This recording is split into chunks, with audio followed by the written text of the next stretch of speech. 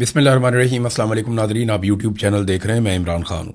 Nadreen, Switzerland बर्गनस्टॉक में मुज़ाकरात चल रहे थे। बड़ी ड्रामाई सूरत हाल पैदा हो गई और बड़ी परेशानी हमने देखी शहबाज शरीफ के चेहरे पे भी, और अमेरिकन को भी हमने परेशान देखा। और ईरानी जो हैं वो बाइकआउट करके चले गए एक तकरीब का, और उन्होंने कहा जी हम यहाँ से अभी जा रहे हैं। वॉकआउट किया उन्होंने अपनी वजूहात भी बताई हैं, और वो वजूहात बज़ाहिर जायज़ भी लगती हैं। हुआ क्या ये मैं आपको बता देता हूँ। एक तो सबसे पहले आप ये ध्यान में रखें कि ईरानी मरकज़ निगाह बने रहे, यानी जो आलमी मीडिया है उन्होंने ईरान को ज़्यादा रिपोर्ट किया। अमेरिकन जो हैं वो उस लेवल पे रिपोर्ट नहीं हो रहे। सारी नज़रें जो हैं वो ईरानियों की तरफ हैं कि वो क्या करते हैं जैसे बॉल उनके कोर्ट में है। यानी वो जहाँ पे तस्वीर बनवानी थी, जिस जगह पे इकट्ठे होना था, उस हॉल में वो बाद में आए। पहले पाकिस्तान मौजूद था, अमेरिकन मौजूद थे, फिर वो बाद में आए। उन्होंने मीडिया पे खुशनुमा तस्वीर बनाने से भी गुरेज किया, बल्कि उन्होंने इनकार किया कि जनाब हम ये सेशन नहीं करेंगे, कि तस्वीर बनाना, साथ खड़े होना, तो इस किस्म की चीज़ों में हम नहीं जाएंगे। उन्होंने ये नहीं किया। फिर उन्होंने एक जो तर्ज अमल अपना दिखाया वो विक्टिम वाला था, कि जैसे उनके साथ ज़्यादती हो रही है और वो जुल्म का शिकार हो रहे हैं। तो ईरानियों ने वो तर्ज अमल विक्टिम वाला दिखाया। वो अपने जहाज़ के ऊपर भी मिनाब 168 लिख कर आए थे कि मिनाब स्कूल के अंदर उनकी 168 बच्चियां शहीद हो गई थी। फिर इसके अलावा जो हैंडशेक वाला मौका है वो भी नहीं दिया उन्होंने अमेरिकन को। यानी वो आए और उन्होंने आकर शहबाज शरीफ से इराकची ने बात की और वो मुड़कर वापस चले गए। अगर आप वो वीडियो देखें तो आपको नज़र आएगा कि इराकची आते हैं अपने लोगों के साथ, वफद पीछे खड़ा रह जाता है उस हॉल के अंदर, अमेरिकन एक तरफ खड़े हैं, पाकिस्तानी बीच में खड़े हैं, फील्ड मार्शल और शहबाज शरीफ वहाँ पे खड़े हुए थे, और उनके पीछे मोहसिन नकवी भी थे। तो यहाँ से इराकची चलते हुए शहबाज शरीफ के पास आते हैं, दो चार जुमले बोलते हैं। शहबाज शरीफ साहब उन्हें इशारा करते हैं, वो रुकना चाहते हैं लेकिन वो रुकते नहीं, वापस मुड़ के चले जाते हैं। इसको वॉकआउट कहा जा रहा है। फिर फौरी तौर पे शहबाज शरीफ मोहसिन नकवी को उनके पीछे रवाना करते हैं बातचीत मनवाने के लिए। अब ये हो क्यों रहा है, इसके पीछे ना कुछ रीजंस हैं, वो ईरान ने बयान भी कर दिए।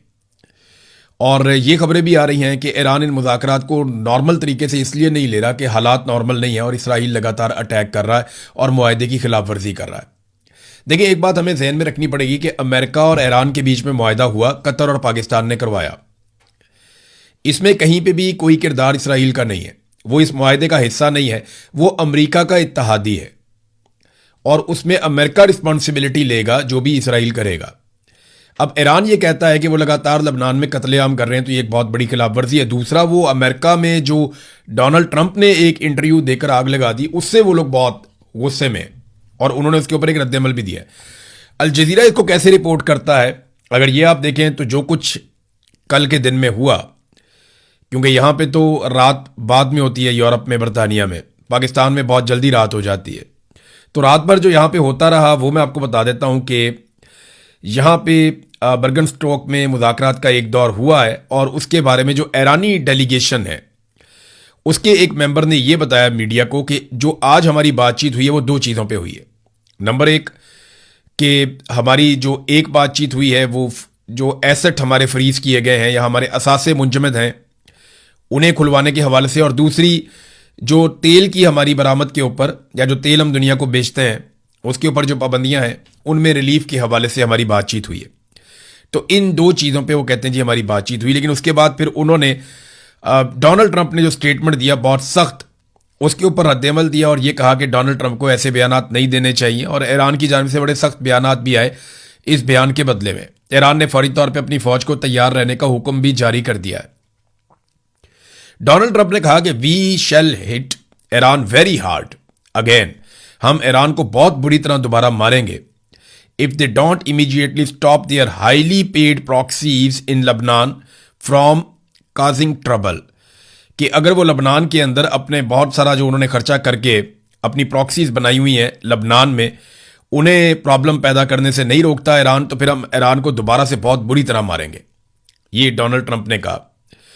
दूसरी तरफ जनाब उन्होंने कहा जी हम तो, हमें परवाह नहीं है डोनाल्ड ट्रंप की किसी भी धमकी की, और अमेरिकन थ्रेट्स को हम कुछ नहीं जुती थे लिखने। ईरानियों ने इस तरह बात की। उन्होंने अपनी फौज को लड़ाई लड़ने के लिए तैयार रहने का हुक्म दिया, और उन्होंने कहा जी देखी जाएगी। अब इसराइल जो है वो गजा के अंदर भी लगातार कत्लेआम कर रहा है और लबनान के अंदर भी कत्लेआम कर रहा है। दूसरी जानिब इसराइल ने कुछ दिन पहले, जिस पे अमेरिका में और यूरोप में बहुत शोर मच गया था, ये ब्यूफोर्ट कैसल है, वहां पे एक किला है बहुत बड़ा और बड़ा यादगार किला है लबनान में। उस पूरे एरिया पे इसराइल ने कब्जा कर लिया था अपनी फौज के जरिए से।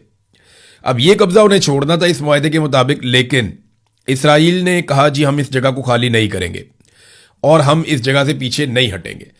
तो इसराइल मुज़ाकरात को तबाह करना चाहता है, ये बात जो ईरानी वफद है उनके लोगों ने स्विट्जरलैंड में मीडिया के लोगों से ऑफ द रिकॉर्ड बातचीत करते हुए कही। उन्होंने कहा जी एक तो ये इसराइल मुज़ाकरात को तबाह करना चाहता है और जिन लोगों से हम मुज़ाकरात कर रहे हैं यानी अमेरिकन से, तो हम बहुत मोहतात रहेंगे, ये काबिल एतबार लोग नहीं हैं। तो अमेरिका जो है वो ईरान के ऊपर एतबार नहीं कर रहा, ईरान जो है वो अमेरिका के ऊपर एतबार नहीं कर रहा, लेकिन दोनों की ज़रूरत है कि कुछ ना कुछ करके अमन कायम हो जाए। पाकिस्तान की सिचुएशन बड़ी अजीब। शहबाज शरीफ साहब का मैंने चेहरा देखा, फील्ड मार्शल आसिम मुनीर का, तो फील्ड मार्शल आसिम मुनीर का तो गूंगा चेहरा है, वो जैसे भी उनका एक पोस्चर होता है, लेकिन शहबाज शरीफ के चेहरे से नजर आ रहा था कि जो उनके फील्ड मार्शल ने मुंह भी दूसरी तरफ किया हुआ था, तो वो जो कैमरे का व्यू से पता चल रहा था कि वो तनाव में है। शहबाज शरीफ साहब परेशान है। देखिए पाकिस्तान की पूरी कोशिश है कि अमरीकी पाकिस्तान से किसी सूरत भी नाराज ना हो और उनकी पसंद का एक मुआहदा तय पा जाए। देखिए इससे 3 फायदे होंगे पाकिस्तान को भी और दुनिया को भी।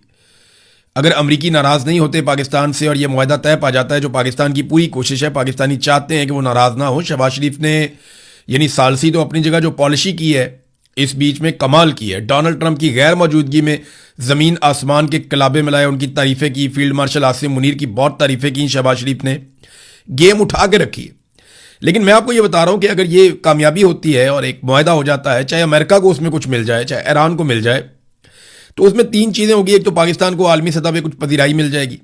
नंबर 2, ट्रंप और अमरीकी एस्टेब्लिशमेंट जो है वो मौजूदा सरकार से मजीद खुश हो जाएगी, यानी आसिम मुनीर से और शहबाज शरीफ से, और अमन आने की वजह से खित्ते की सूरत हाल बेहतर हो जाएगी, यानी फ़ायदा होगा उन मुल्कों को जो इस खित्ते के अंदर मौजूद हैं। तो ये 2-3 चीज़ें पाकिस्तान के लिए इंपॉर्टेंट हैं। पाकिस्तान की सरकार के लिए बहुत अहम है कि वो कुछ भी करके डोनाल्ड ट्रंप को और अमेरिका की एस्टेब्लिशमेंट को जितना हो सकता है वो खुश रखे। और अमेरिकन भी ये जानते हैं कि ईरानियों को मनाने के लिए पाकिस्तानियों को अपने हाथ में उन्हें रखना पड़ेगा।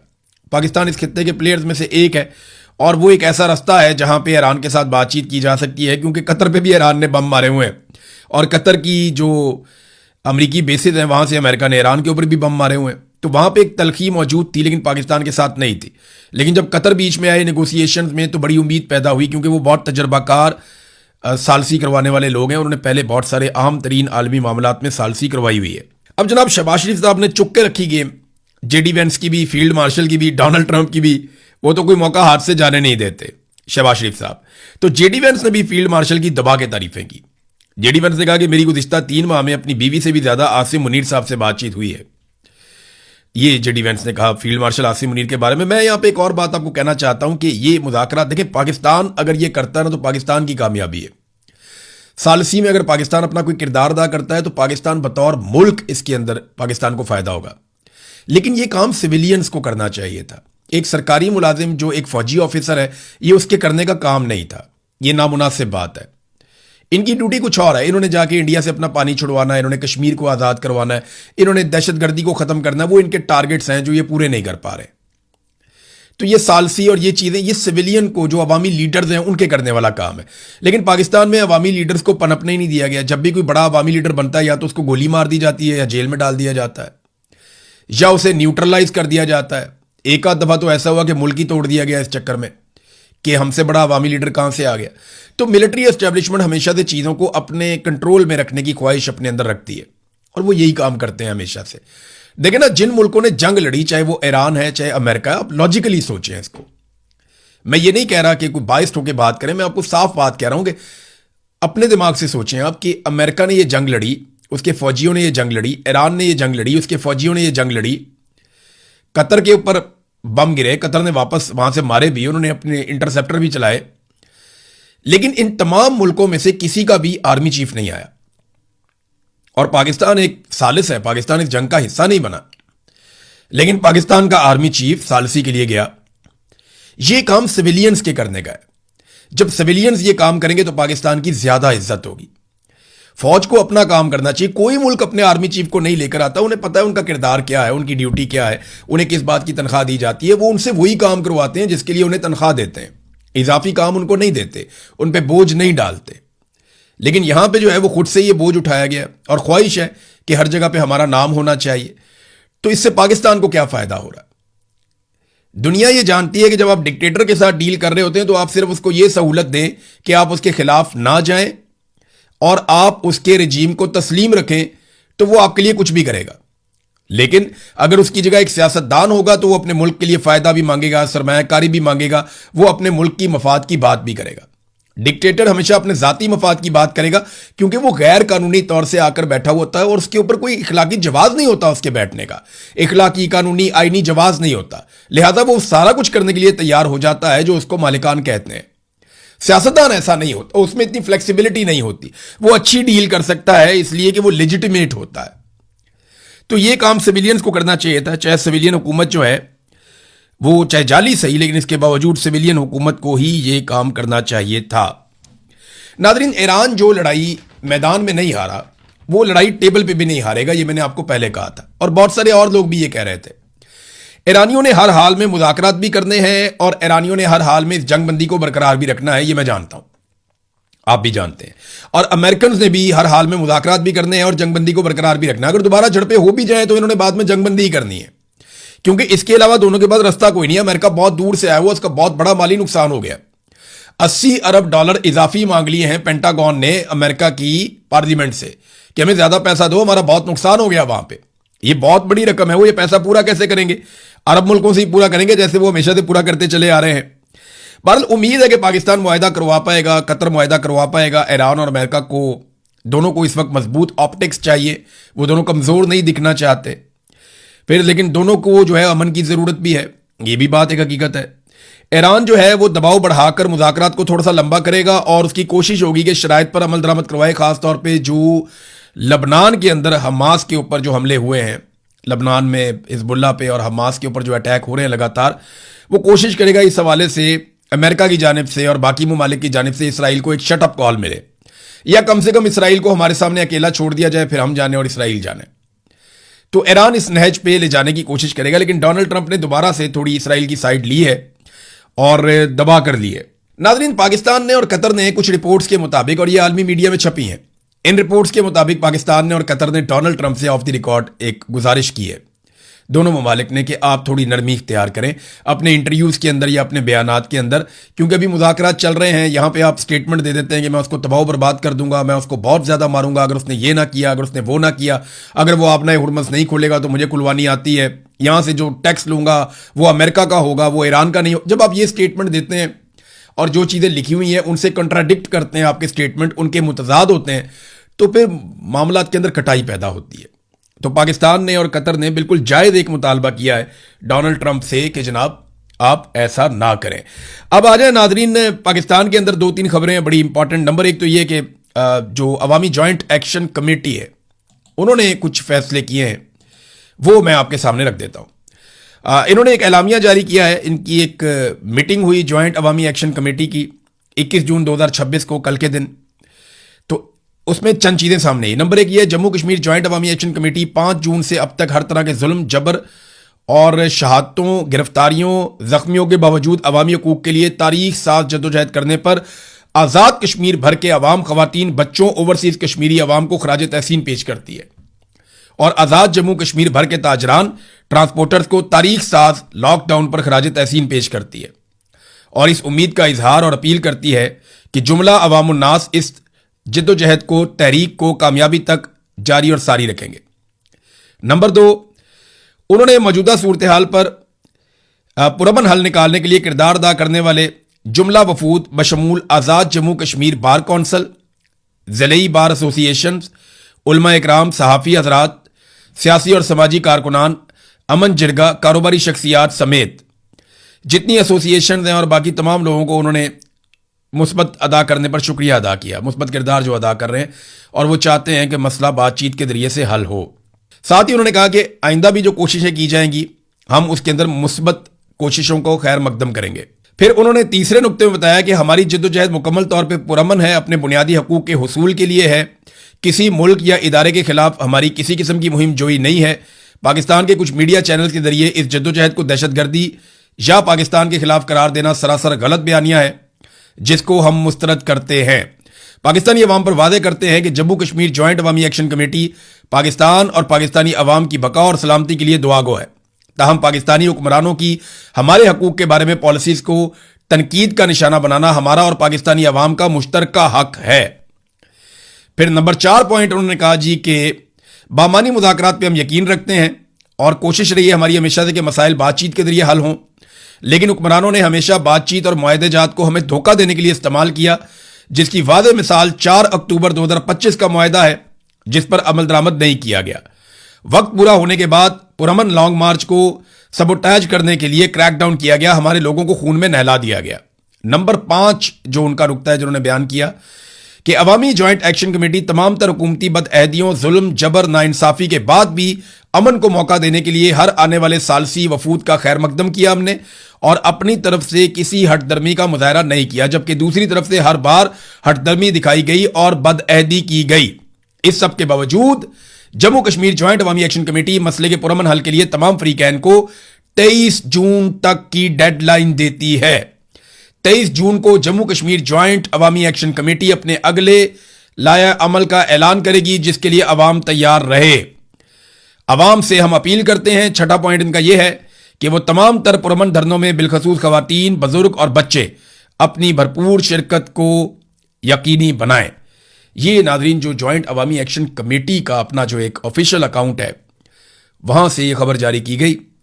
तो आज क्योंकि 22 तारीख शुरू हो गई है तो कल तक का टाइम है, अगले 24 घंटे के अंदर, 24 से 36 घंटों के अंदर ये फैसला करना है पाकिस्तान की एस्टेब्लिशमेंट को कि उन्होंने किस तरीके से बातचीत करनी है। वरना वो कह रहे हैं जी हम अपने अगले लायामल का ऐलान करेंगे। वो क्या हो सकता है कि ये लॉन्ग मार्च करेंगे, धरने बढ़ा देंगे या एहतजाज की शिद्दत में इजाफा हो जाएगा या कुछ पॉइंट्स को बंद कर देंगे, ये हम कुछ नहीं कह सकते, लेकिन वो कुछ नया अनाउंस करने जा रहे हैं। वो देखते हैं फिर क्या करते हैं।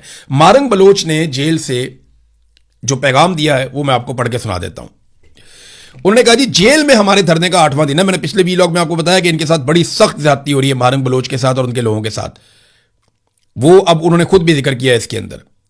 उन्होंने कहा धरने में बीबर बलोच, बीबू बलोच, गुलजादी बलोच और सिबगतुल्लाह बलोच शामिल हैं। मैं भी धरने में हूं। जेल के अंदर हमारा ये 5वां धरना है, ताहम ये पहला धरना है जो 192 घंटों से जारी है।